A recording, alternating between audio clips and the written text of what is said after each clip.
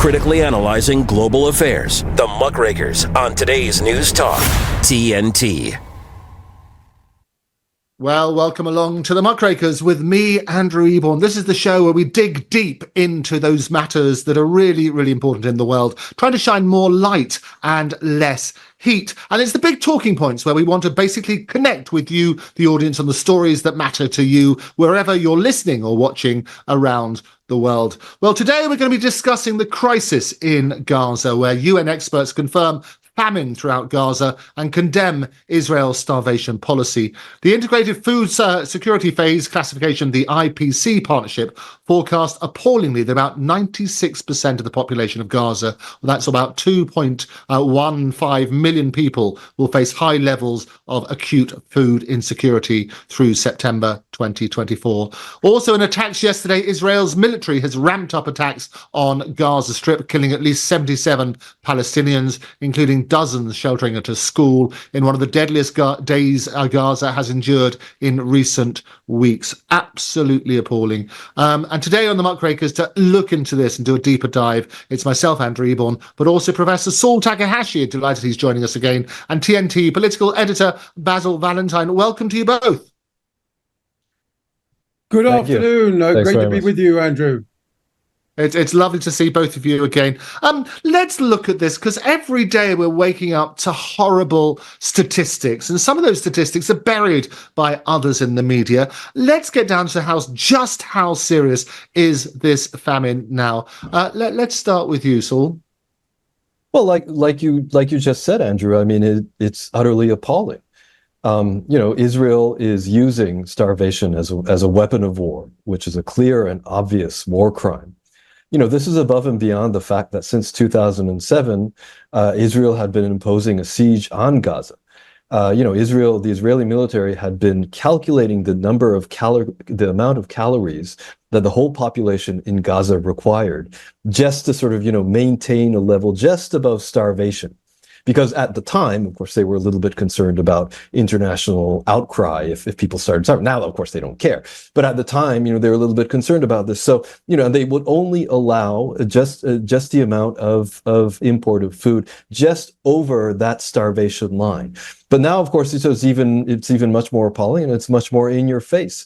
And it's obvious. The thing is, you mentioned the media and how it's like buried under some other stories and like that. What really gets me is how all of this is being presented quite often as a humanitarian issue, as if it's, some kind of like earthquake or some kind of, tsunami or, something like that happened. And for some reason, the people of Gaza are starving. We don't know, what happened. Oh, the buildings have collapsed. Oh, we don't know. What really has to be stressed is it's Israel that is doing this as a matter of policy.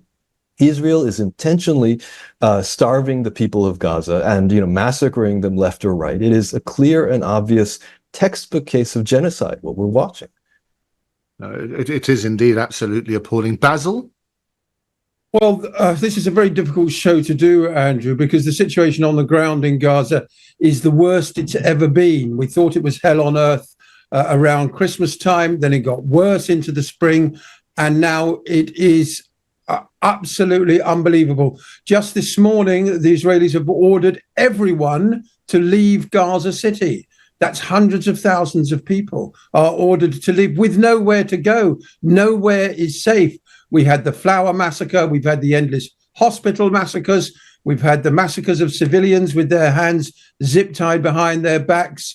And then this week we had the school massacre, children playing in a bombed out schoolyard. Israelis don't like that, so they bomb the children, killing dozens, mutilating dozens more. And a very disturbing report in 972 magazine saying that the Israeli army in the Gaza Strip, I mean, not that we didn't know this anyway, is completely out of control, shooting civilians for fun, shooting anybody who wanders into what they've designated as a no-go area, even if they don't know where those no-go areas are, shooting women and children without hesitation. And as the Lancet has said, possibly close to 200,000 people killed. 8% of Gaza's population. That is a Holocaust. That is genocide.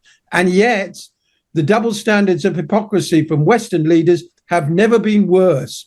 They rushed out of the gates to condemn Russia's bombing of a hospital in Kyiv a couple of days ago. The BBC, for example, devoted a full 20 minutes at the top of its News at 10 programme to condemning this act from every possible angle. Yet a lot more than that, Palestinians are being killed every single day, and we don't hear about it. It's completely disappeared off the mainstream news. That's just what happens over there. Palestinians get killed. So what? It really is the worst situation that I can remember. It is indeed absolutely appalling. And we talk about the media, and as we always say on this programme, what we are is pro-peace. We want to try and get to the truth wherever possible. We're not taking sides, because so many people in the media are accused of taking sides. We deliberately don't here, but we do want to get to the bottom. Why do you think the media are not reporting this, Saul? Well, look, yeah, I mean, Basil is sort of snickering, and of course, it's it's one of those questions, and of course, we all know that there are very, very strong, potent Zionist lobbies in the United States, in particular, the UK also more and more, and so that is really one of the key reasons that all of this gets really hidden deep down in the media, and like I mentioned, even when it does appear in the media, it's twisted. It's presented as if Israel doesn't have any kind of responsibility. Israeli lives are presented as, ultra important and, much more something that we have to be really concerned about. Whereas Palestinian lives is like, yeah, who cares? Yeah, just more statistics. There we go. And, one of the real very good examples of this is the whole mass rapes narrative that started out very, very quickly after the 7th of October attacks by Hamas and some of the other armed groups. This idea that Hamas went around under some kind of orders, systematically raping Israeli women, that was like part of the objective of the whole operation and this kind of thing. And ever since then, this is despite the beheaded babies one, that was even too much even for the IDF. So even they denied that very quickly. But of all the stuff that they have thrown against the wall, this is the one that has stuck the most. And now people are all whenever people talk about Hamas, you see in the mainstream media, you often hear that rapists this, they rape women, all this kind of stuff. And the fact of the matter is, there is as it stands now, there is absolutely zilcho evidence of any of this happening, at least in a systematic way. Maybe there might be some kind of evidence of, very isolated incidents of sexual violence. We're not 100% sure, but there may be. And it has to be said that, sometimes these things do take time in a conflict situation. So, fair enough. But